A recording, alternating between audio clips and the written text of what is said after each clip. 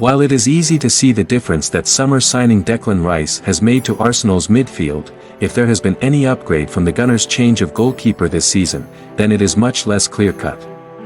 It is 4 months since Arsenal signed David Raya on loan from Brentford, and Mikel Arteta spoke about ripping up the rule book and rotating him with his existing number 1, Aaron Ramsdale.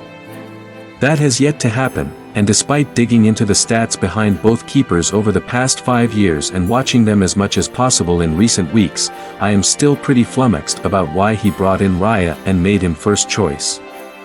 This situation was completely unnecessary because it's not as if Arteta has changed how his side plays and needed someone with a different skill set. The only rationale behind bringing Raya in was that his distribution was perceived to be better because there is so little difference otherwise. They are such similar goalkeepers in so many aspects of their play and past performances that it makes me wonder if there is something else behind Arteta's decision and what it was led by. After all, Arteta has done this at Arsenal before, when he signed Ramsdale from Sheffield United in 2021 and took over from Bernd Leno, who had a season in the shadows before joining Fulham in 2022. At the moment, it looks like Ramsdale's campaign is heading the same way, unless he pushes for a move in January to boost his chances of making the England squad for Euro 2024. It appears Leno wasn't replaced because of his distribution. The Arsenal team was completely different in 2020-21, but if you compare his pass map from then to Ramsdale's in 2022-23, they are scarily similar in terms of the number of sideways passes and the target areas.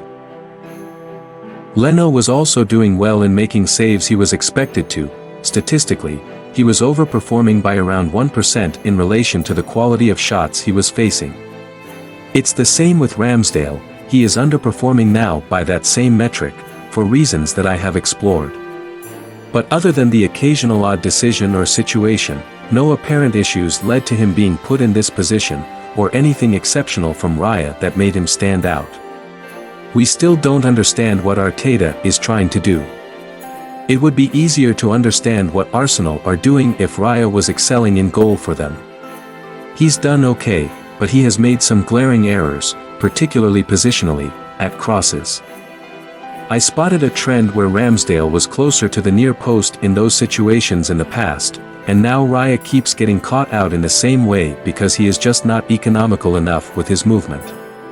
I am wondering if that is down to what they are being told to do, as in aggressively challenging that near post.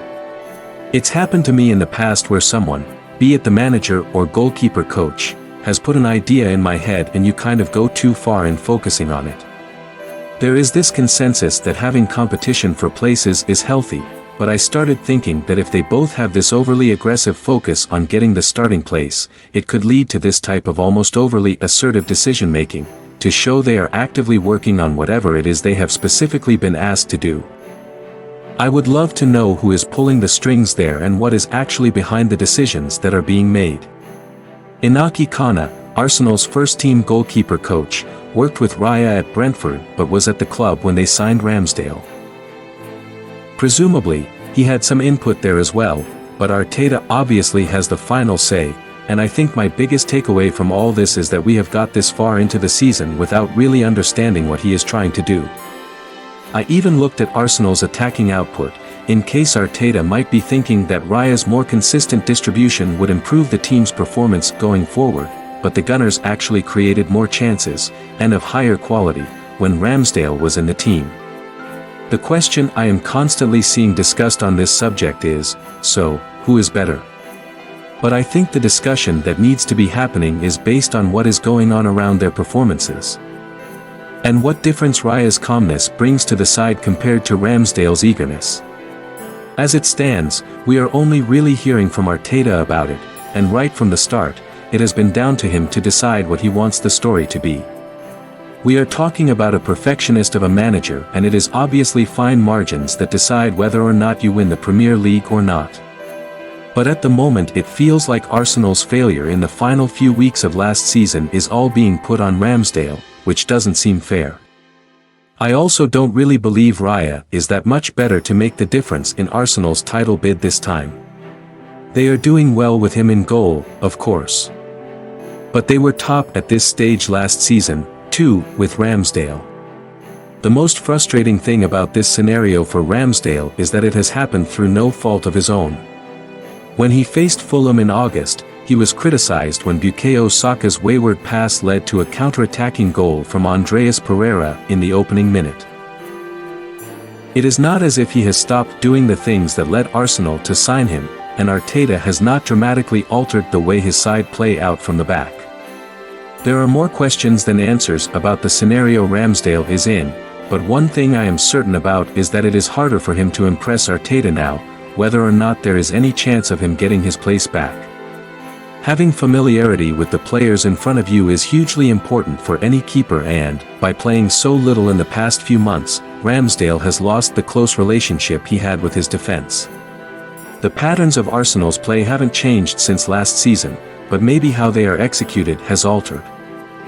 I know from my own experience as a keeper that, whatever the reason, if you are out of the team for a while, you lose the connection with your teammates, which means you understand, habitually, what they all prefer. That's what happened when Ramsdale came back into the team against Brentford, when Raya was ineligible to face his former club, and a difficult situation was made harder because the Bees press so high, so efficiently and so aggressively. This brings me to the other problem Ramsdale has right now, which is that because he plays so infrequently, he is under the microscope, and any error or bad decision is highlighted. It is hard to make any fair comparison between Ramsdale and Raya this season for the reasons above. So I went back through the past 5 years to look at their progress and performances over that period. In that time, Ramsdale played for 2 clubs, Bournemouth and Sheffield United, who were relegated from the top flight, so I kind of expected him to have faced a ton of shots, but so did Raya. Again, in relation to the quality of shots they were facing, Ramsdale did slightly worse overall in that 5-year period and conceded -7 expected goals, whereas Raya exceeded expectations by 4. Statistically, that makes Ramsdale the 7th worst keeper out of the 52 who have played 10 or more Premier League games since the 2019-20 season, but I think you have to factor in that he faced the 2nd most shots on target in total. Believe it or not, though, Raya actually faced more shots per game in that period, so, technically, he has done slightly better. Even so, these are really fine margins, and, most of the time, Raya was performing in line with what he was expected to save and concede. Arguably the biggest difference between the 2 keepers is in their demeanor. Raya appears much calmer and is more consistent in his performance levels. The difference between his best and worst displays seems less pronounced than Ramsdale, who is also more animated and, occasionally, excitable. Ramsdale has already admitted he sometimes struggles to concentrate for 90 minutes, but the tumultuousness around his situation for club or country is hardly going to help there, and whether you want to admit it or not, that can potentially affect your preparation and decision-making during games. When you have the backing of your manager, it gives you an element of freedom to be able to play without worrying about it too much. It's completely the opposite when, like him, you don't really know where you stand. Ramsdale has experienced both sides of it, where he came in and was first choice and you could see that gave him confidence in the way he played. Now, suddenly, the boot is on the other foot, and he is essentially experiencing what Leno went through. I know myself what it is like to feel appreciated by your manager or not, and the difference it makes to your mindset and, as part of that, your performances. The same applies to your relationship with your goalkeeping coach, even if it is the manager who has the final say on whether you play or not. It is hard to show that effect with any certainty using statistics, but I found it interesting to see what Leno said about Fulham's goalkeeper coach, Hugo Oliveira, at the start of this year. He talked positively about honesty and trust, as well as how he enjoyed the way he trained and how it is important that was.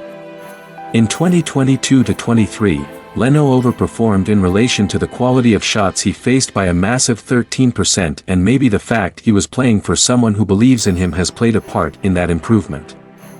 If nothing else, it shows the impact of proper communication about where you stand on a player's morale and mental health, and how damaging it can be to get that part wrong. Whatever Arteta says about the situation now, it is down to Ramsdale to decide what he does next. With his place in the England squad on the line, It would be understandable if he has had enough.